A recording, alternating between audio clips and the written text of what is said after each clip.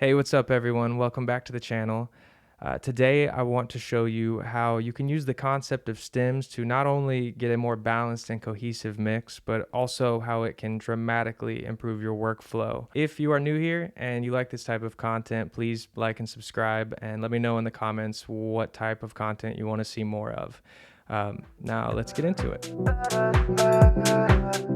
When producing music, it's really easy to let your creativity go and you just want to keep adding elements and just kind of aimlessly start putting things throughout a song, which I've done a lot of. It kind of leads to a situation where everything is competing for attention, and it can be very hard to get a balanced mix, even get just an organized session going.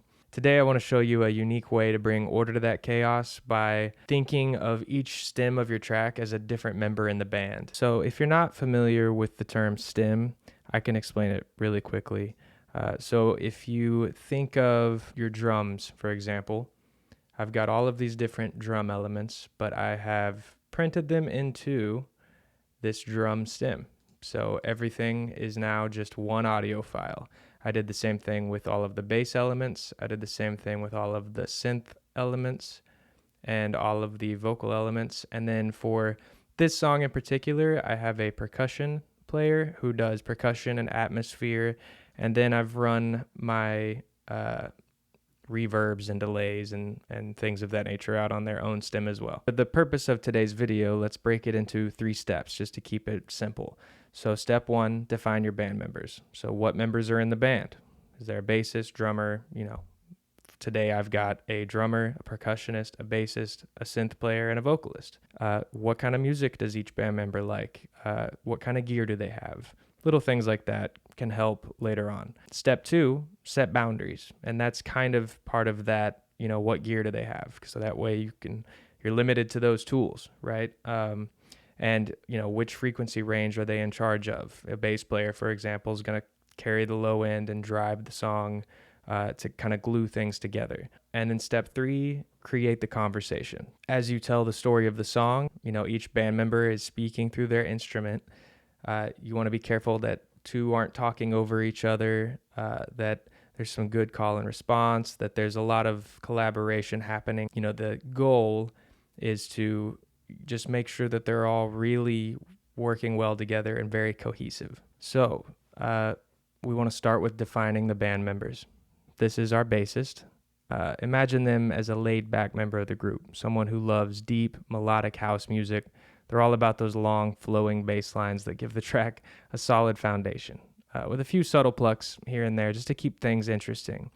The bass stem's job is to hold down the low end, providing warmth and groove without overpowering the other elements. And this is all something that I have, just decided before making this song. And now for our synth stem. And this is, again, our synth player. So this is my little profile of him, but he's the band member who's obsessed with vintage gear, classic sounds.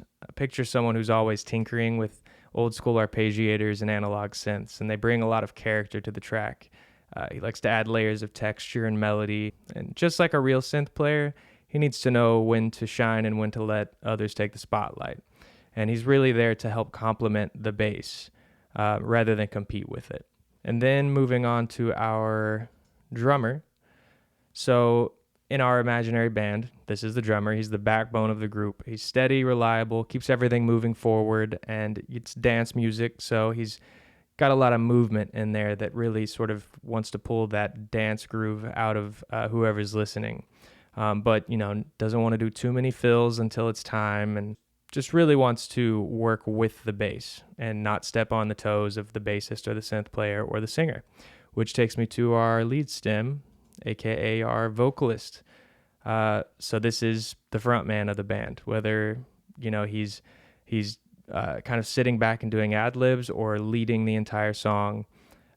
He's the star of the show. So your listener is going to focus here the most, and he needs to be clear, expressive, and charismatic. He knows how to captivate an audience, but he also knows how to give shine to the other members of the show and really make it a bigger production, more something that's really fun to watch. Okay, so we have defined our band members. Now we can look at setting boundaries for each of those band members. So there's a few different ways to do this, but if you think of it sort of like a stage, like, picture it, they each have their own section of the stage. So for example, the bass is going to be, let's look at just the EQ piece of it. He's going to be covering really a lot of this low end, and you can see, specifically in this drop here, what that is.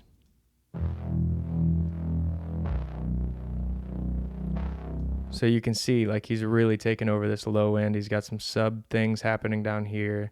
And then the drummer, of course, is going to be kind of everywhere. But if we look to just them,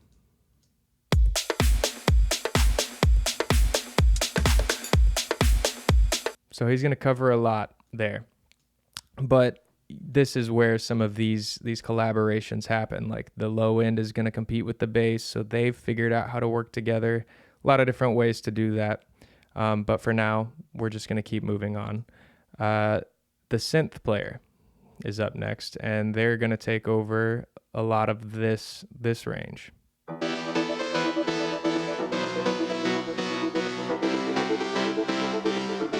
So he's filling that mid space, and you'll notice that I've kind of rolled off some of this here.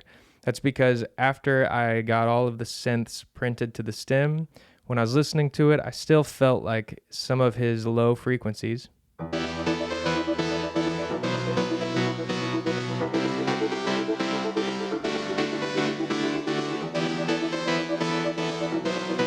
I felt like they were just taking up a little bit more of that bass player's zone than I wanted them to. And it's just, this is one of the perks of putting things like printing your stems, is that now you've got control over their sort of final product, and you can still carve things out the way that you want. Then we've got the vocals. So, this is a really busy part of the song. So the vocalist is sticking to their little chant, and we can still see what's going on here if we get this put in. There we go.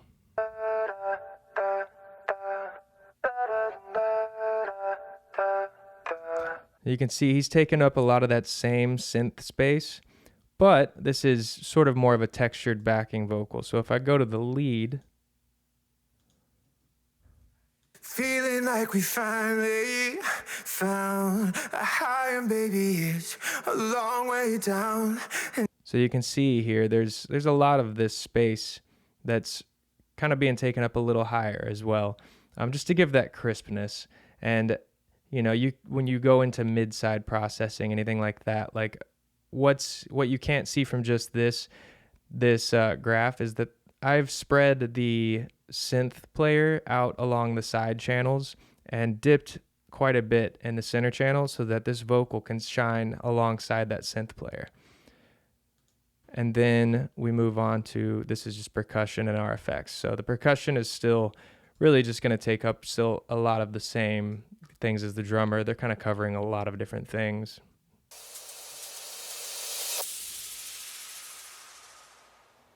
He's going to fill out quite a few different things, and really he's an atmosphere guy for this.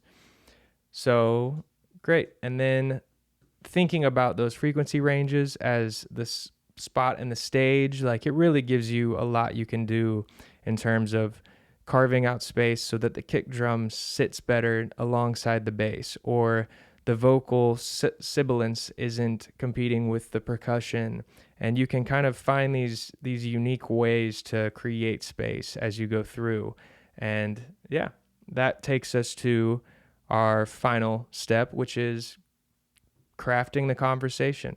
So this is all going to be different and dependent upon how you want to do it. If the song idea will probably spark somewhere, and you can kind of build off of that and decide what the important elements of the song are going to be.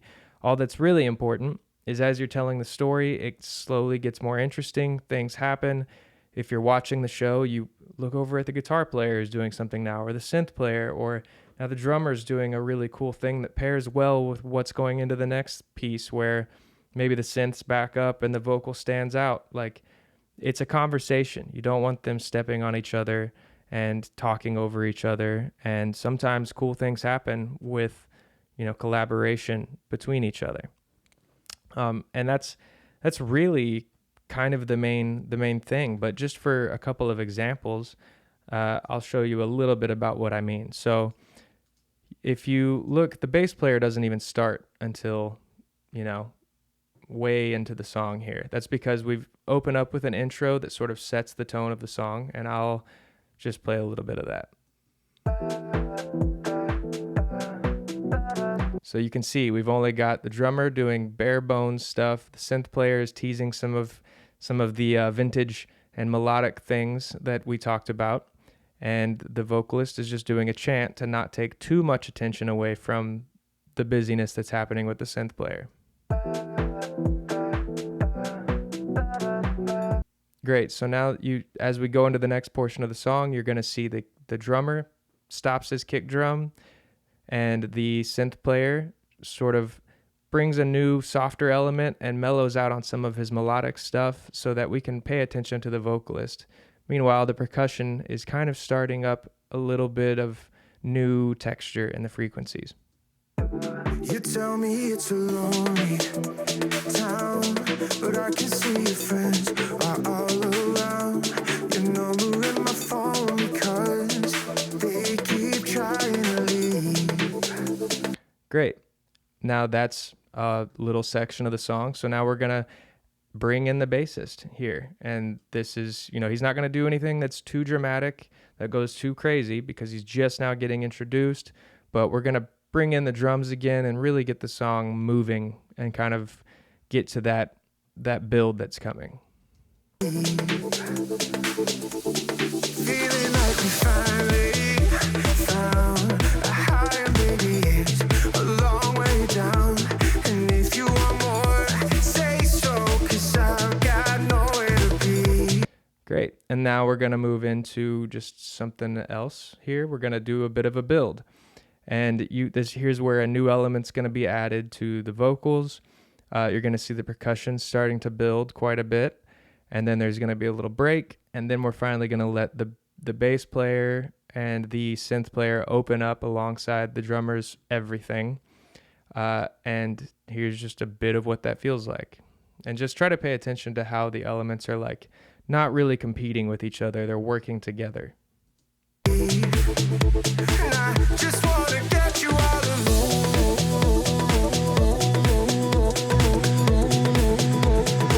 I just wanna get you out of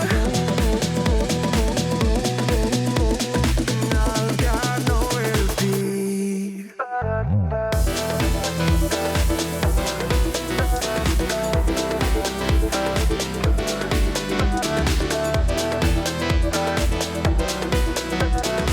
So yeah, now we're calling back to the initial thing that introduced the song with the vocals, but now and the synth, but now it's opened up. They've opened up into these new frequencies. The bass player is hitting it hard, but you can still hear the kick drum pushing through the mix because we've worked to kind of get all of these elements, working together. So, honestly, this is really mostly about being purposeful going into your track, and it's just sort of one of the ways you can set boundaries to work within, and it will dramatically improve your workflow because it gives you a place for everything to live as you think about new elements, whether it's, my bass actually needs a little bit more in the low mids for this part, or there's not enough happening higher up in the synths for this part, and you can go then to the collection of instruments that your synth player uses and pull from those